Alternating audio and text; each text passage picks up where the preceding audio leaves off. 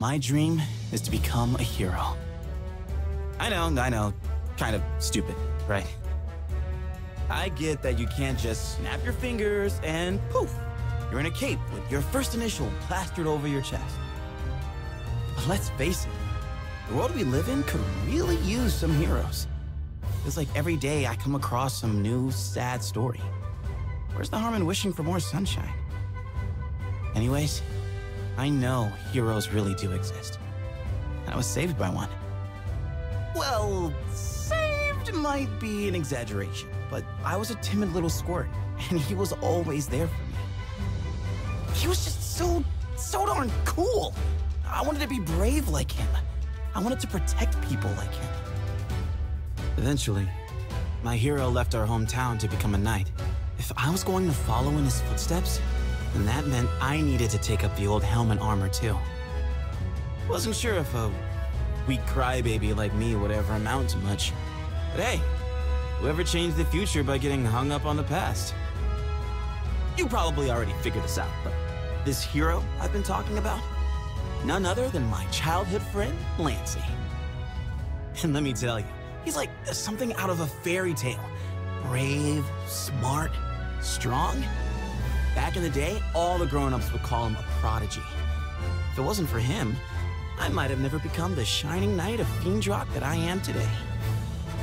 Man, I still have a long way to go. I won't stop until I'm the best me I could possibly be.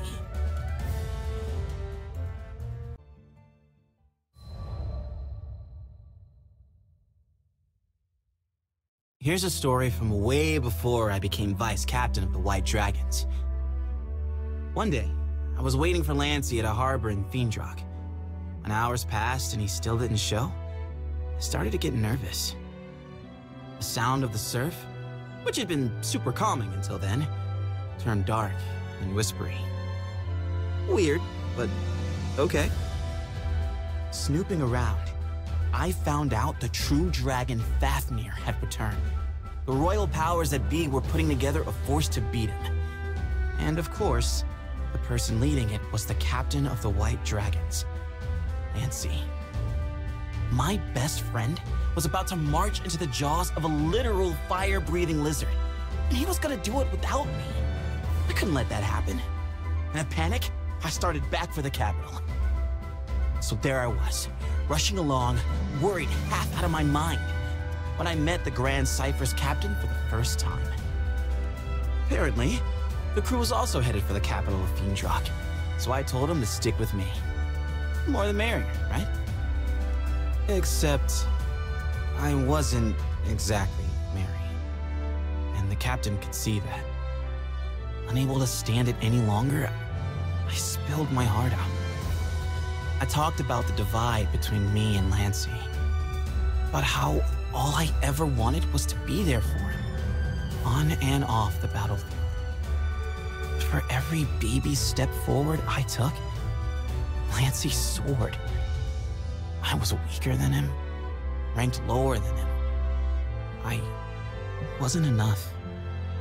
And this whole Fafnir business had just driven everything home. Everyone had immediately gone to Lancey, asking him to lead the way, save the day.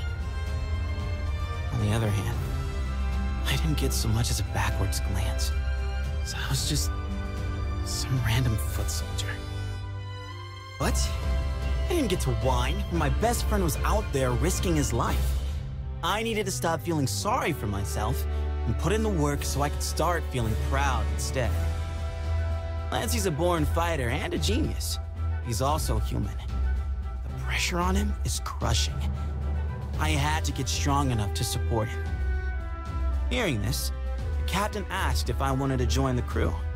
Of course, I would never quit the White Dragons, but maybe a temporary change in direction was what I needed. I'd run myself into a rut. New scenery, fresh perspective, all part of a healthy breakfast for a growing boy like me. So I took the offer, determined to go back to the White Dragons bigger and better than ever. But I digress. Back to the Fafnir problem. All you really need to know is, it spiraled way out of control. the fate of the kingdom hangs in the balance kind of stuff. Thanks to Lancey and the captain, Fiendrock managed to find its way back to normalcy. Me? I'd been changed forever. Though we'd been fighting a dragon, I ended up learning a lot about people. Strengths, weaknesses, what scared us, made us tick. Had some people pass out of my life and others come into it. My eyes were open to a lot of things, and not all of it pretty. But I'll take it. Because it's the sum of our experiences, the good and the bad, that make us who we are.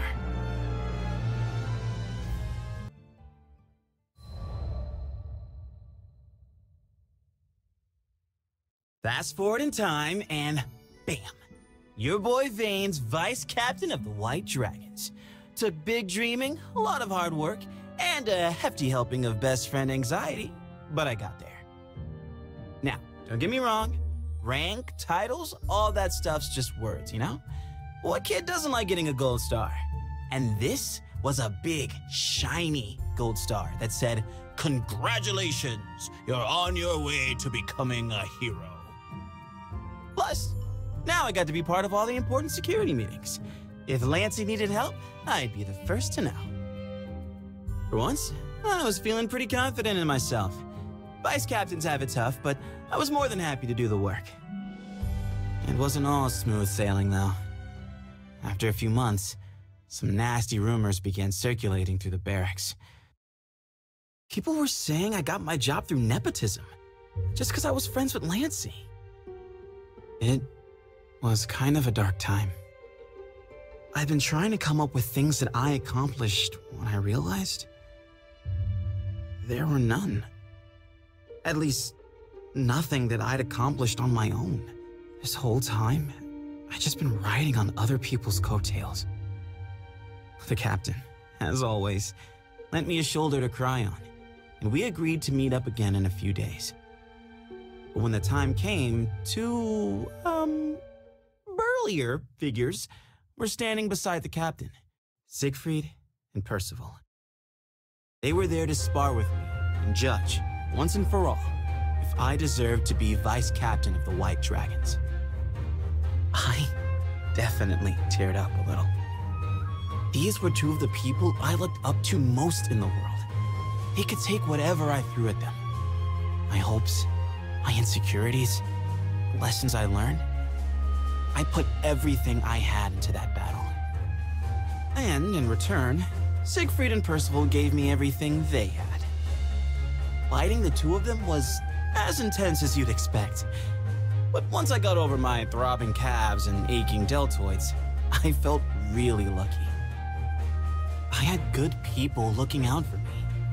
They showed me how far I'd come, and I could go the distance. I went back to the castle determined to hide everything from Lancey. He had enough on his plate. But you know how best friends are. Trying to keep secrets from them is like trying to hide an onion in a muffin. He cornered me. So, with nowhere left to run, I spilled the beans. Told him how the rumors had drained my confidence, and I didn't feel good enough to be his vice captain. Or his best bud. I felt horrible. I had the greatest friends in the skies telling me they believed in me. And still, I couldn't believe in myself. Lancey waited for me to get everything off my chest before speaking.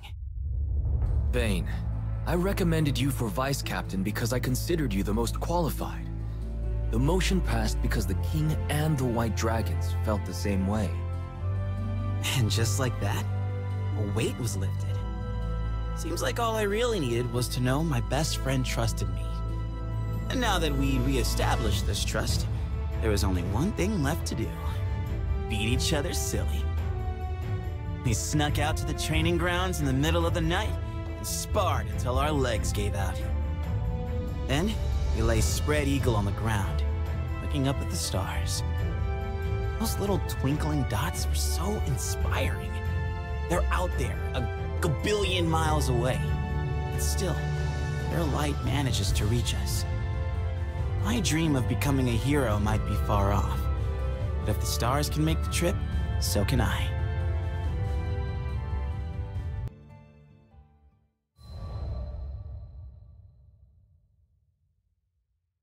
So this next adventure began on a day in Zega Grande like any other. The sun was shining, the birds were chirping, and I was soaking up some rays after a pleasant morning of grocery shopping. That's when I heard it. Long live the Bluesky Knights! Yes, the fierce cry of a child in its natural habitat. Enough to strike fear into the heart of any warrior. I've never seen you around here. Intruder alert! Intruder alert! Knights, assemble!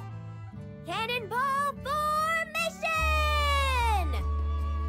They came hurtling at me, faster than the wind. I stood no chance. We're the Bluesky Knights, servers of justice and roasters of villains. Who goes there? But all jokes aside, these tykes were adorable. Reminded me of my own days playing Knights and Dragons. With both hands in the air, I thought long and hard about how to respond. I for sure didn't want to pull out my usual, "I'm Vane, Vice Captain of the White Dragons." I mean, capturing a real knight while playing make-believe could be an awkward sitch for the kids. But it also wouldn't be right to lie. Then, a candle lit up over my head. I'm Vane, the wayfaring chef. Wait, you're a chef? That means you're an expert at brewing stews and baking pastries, correct? I blinked. I hadn't expected such an energetic response. What? Oh yeah, and I've got the proof right here. I pulled out a bag of cookies, which may or may not have been meant for Vern and Lyria, but they'd understand, right? I'll bake them some more.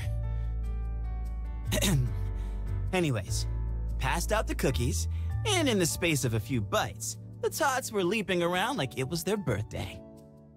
And yes, before you say anything, I do realize that bribing the future defenders of our sky with munchies might not have been the best for character building.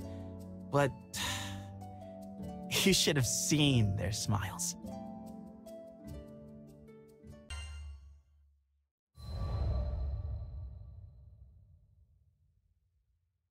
You have some potential, Sir Chef. I'll let you cook for us as our square. I'm Skip, by the way, captain of the Bluesky Knights.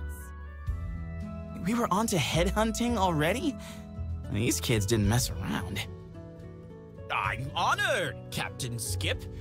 But to tell the truth, I'm kind of busy right now. Oh no. They were hitting me with the pout of despair and the eyes of the puppy dog. I bit my lip. This little game wouldn't take too long, right? Still, it has always been my dream to cook for the Bluesky Knights. Squire Vane, at your service. I just didn't have it in me to rain on their parade. After dubbing me in a formal ceremony, Captain Skip raised his tiny fist in the air. We got our chef. Next, we have to search for a base. Split up, soldiers. We meet back here in 1 hour. The rest of the kids responded with a rousing cheer, and then they were off. Hey, Sir Chef, that means you too. I saluted. Couldn't disobey direct orders from a commanding officer. Anyways, I still had time to spare. I was gonna find these kids the coolest base ever.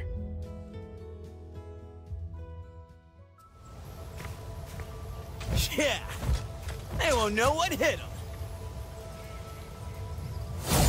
Captain said there's some good spots around here. Just gotta make sure they're safe.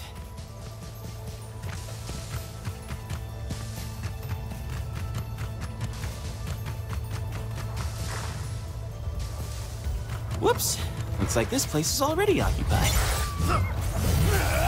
Eat still!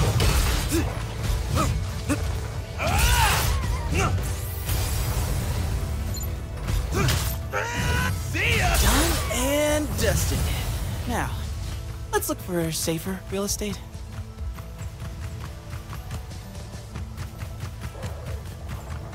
More monsters. This is definitely not a kid-friendly joint.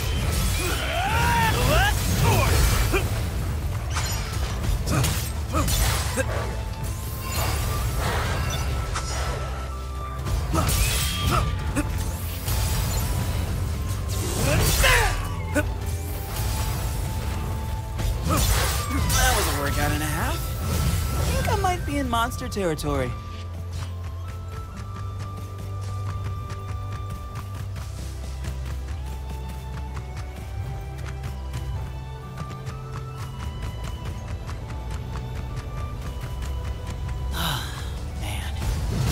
And I used to love exploring the woods.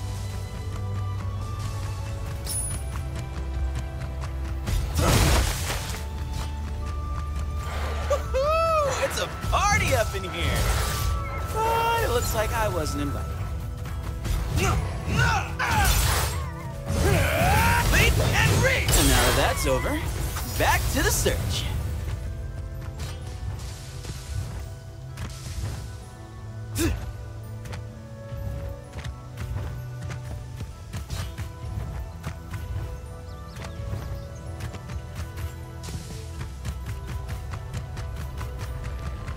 Very nice.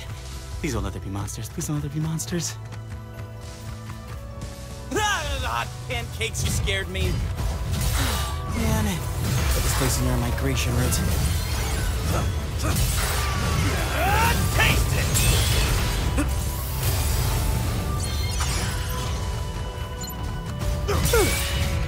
And the hunt continues.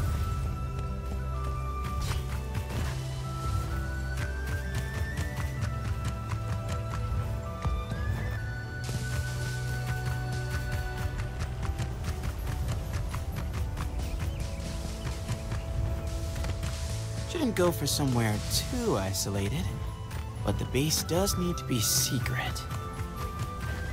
No monsters, perfect size and location?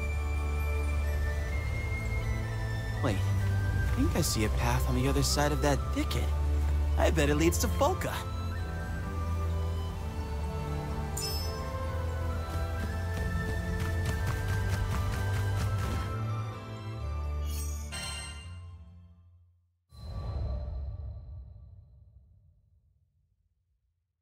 Captain Skip!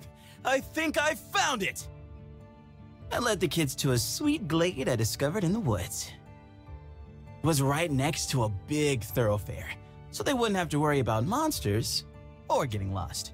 I mean, if I could find my way back, then anyone could. Still, the place was surrounded by some nifty bushes and trees that shaded it from prying eyes. All in all, I think I did pretty well. And, judging from all the frolicking going on, the Tykes agreed.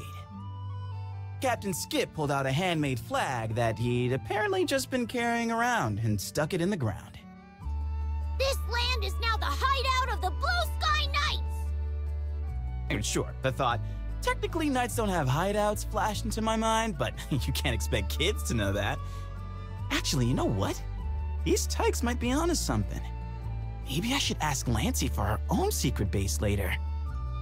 Anyway, for the time being, I was in what had to be one of the top 10 hideouts in all the skies. I found a nice, plush patch of moss and plopped down. It was a good day.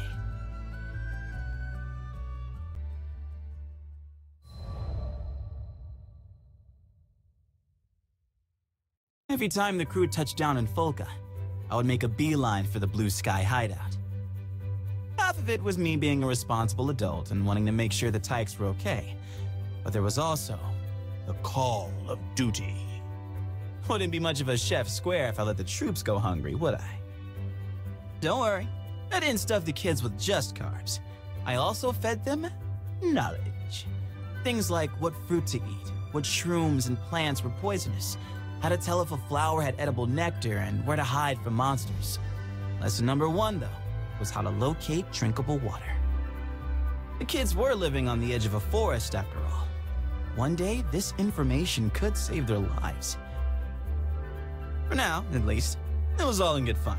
and the tykes were loving it. Whenever I gave them a demonstration, they'd rush to repeat it. 9 times out of 10, they'd fail, but instead of getting discouraged, they started a race to see who could get it right fastest. And I'd always get this strange feeling that I'd traveled back in time.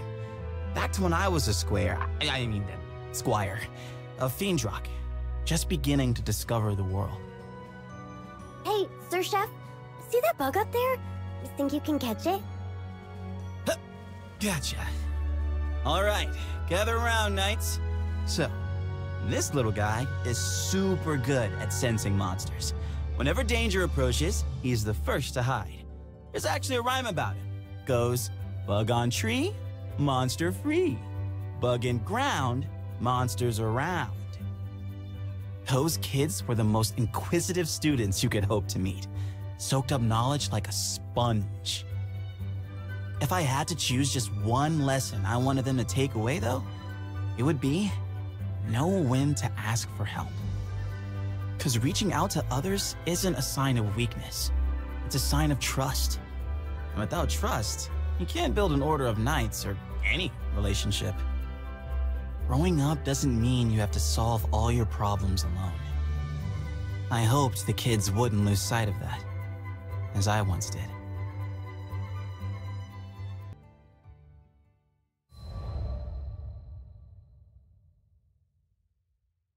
One sunny afternoon, I was heading to the woods with the tykes when I saw a boy crouched in the shadow of the city walls. Who's he? An innocent question, but Captain Skip glowered and folded his arms. Just some weirdo from Tempeal. He always looks like his balloon just popped. Once, I asked him if he wanted to be a knight, and he started crying. It's probably better to just leave him alone. Skip ended this bit with a snort that said, "And that's that." But I couldn't help glancing back at the boy. There was something about him that seemed so lonely. Hey, Captain Skip, this is just my humble opinion, but isn't the duty of a knight to help people? Especially those who kinda sorta look like they might be in need. At this, Skip's face puckered up so hard, you'd have thought I squeezed lemon juice into his mouth.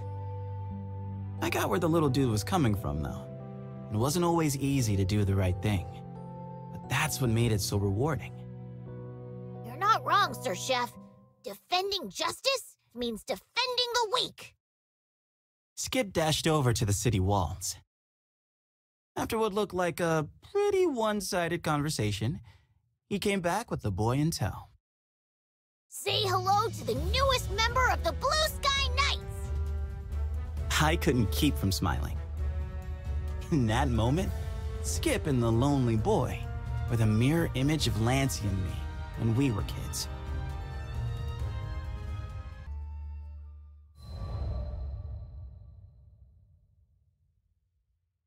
It didn't take long for Noobs and the rest of the tykes to become fast friends.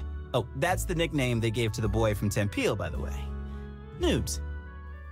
Within weeks, Noobs had transformed into one of the brightest and most active kids in the city. But he'd had a reason to be sad. Turned out, Noobs had lost his parents in the Tempeal incident. He'd moved to Folka after being adopted by relatives. Poor kid deserves some sweetness in his life, after all that bitterness. I did what I could for him, bringing my best creations to the Bluesky hideout. Today's special was one of Lancey's favorites, Vane's Paradise Pudding. Smooth, creamy, and so very rich. The sugar had apparently put the kids in a talkative mood. They'd barely gotten their spoons out of their mouths when they started competing for the title of Best Food Commentator.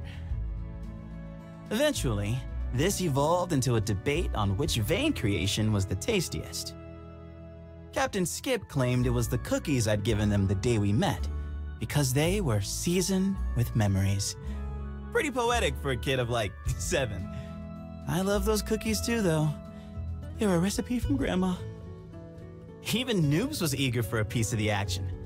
Warmed my heart to see the shy little guy come out of his shell. But you know how it is with this world. The skies are clearest right before the storm.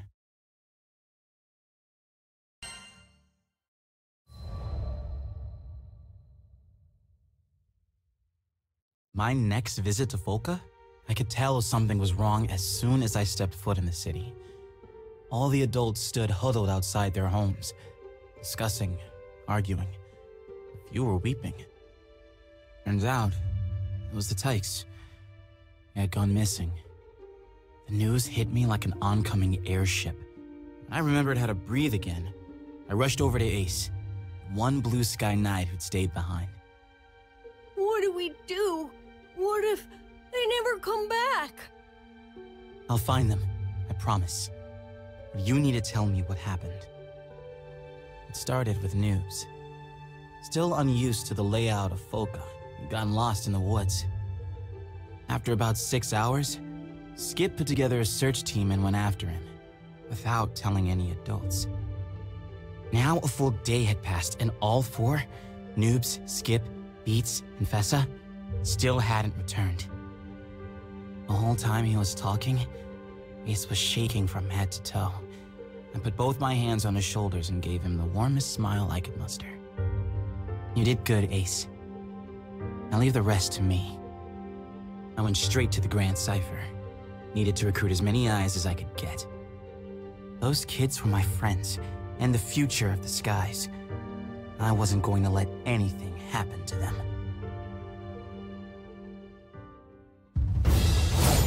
Hold on, guys. I'm coming for you. There have to be traps. Keep your eyes peeled.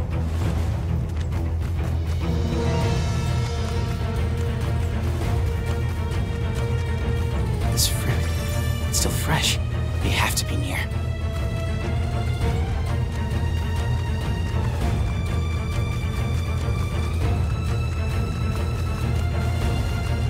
They'll be fine.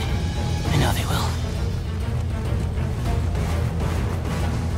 Out of my way! Now!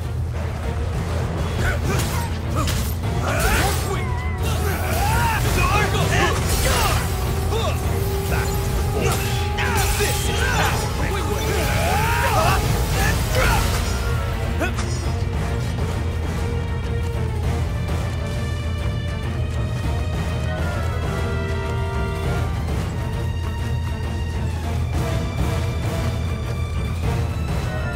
I taught them how to camouflage themselves in this grass. You probably head out for monsters around here. You don't think the monsters have already gotten to them? No, they're okay. They have to be.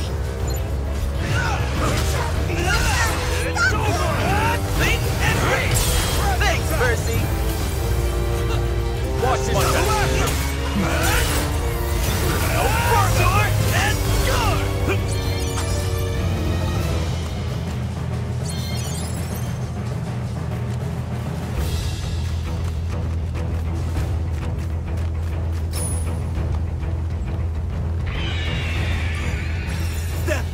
Coming!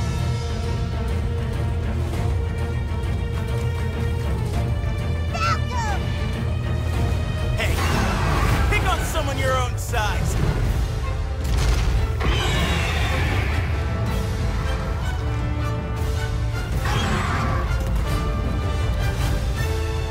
Sir Chef! You guys aren't hurt, right?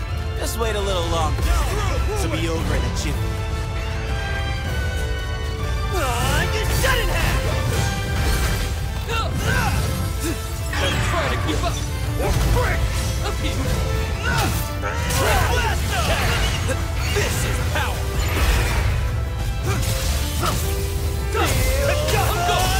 Strike as once! Into the fray! Superb teamwork!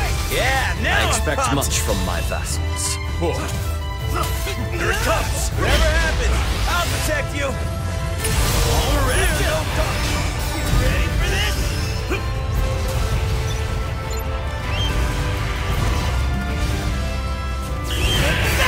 Good execution!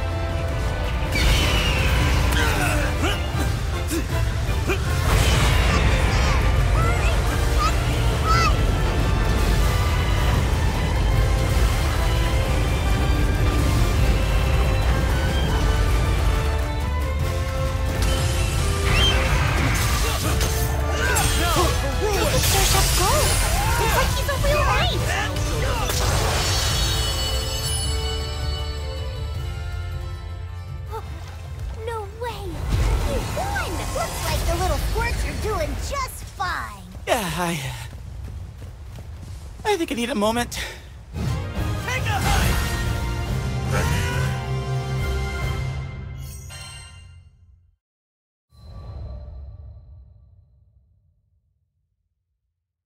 Thanks.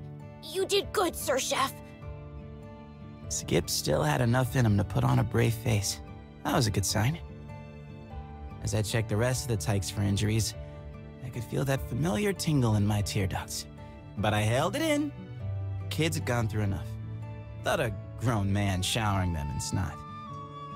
I'm so glad you pulled through. The Blue Sky Knights really are amazing. Captain Skip immediately lightened the mood by trying to fit his hands around my biceps.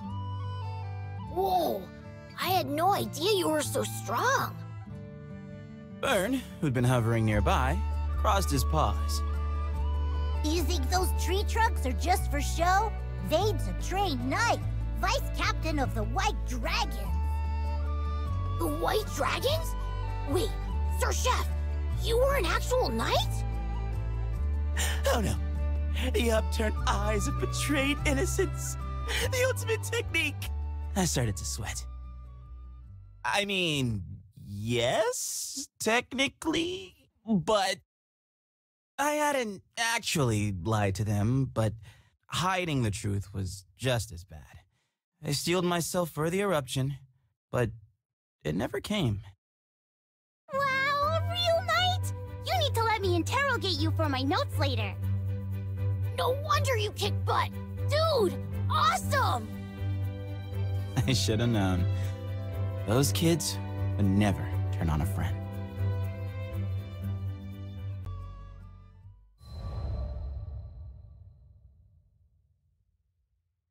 Wish I could say all's well that ends well, but unfortunately it doesn't work like that.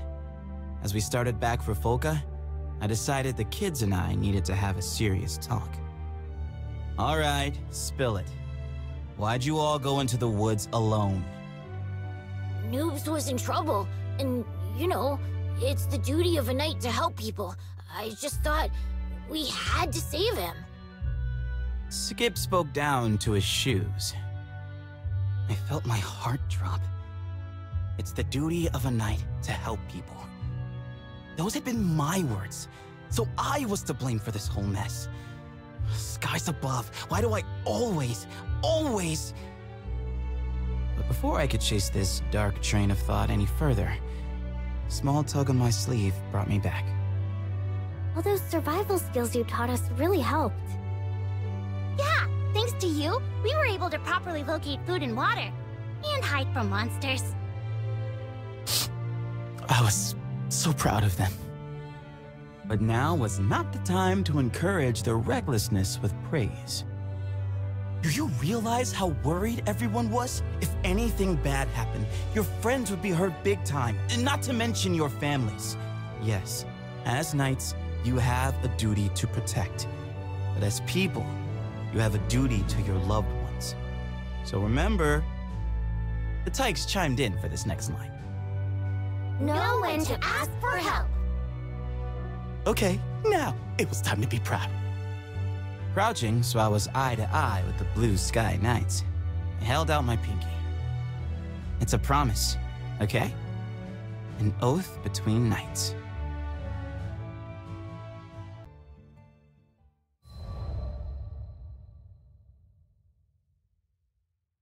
I recently returned to Folka to find the tykes holding a serious discussion. According to Skip, they were in big trouble for marching deep into the woods without adult supervision.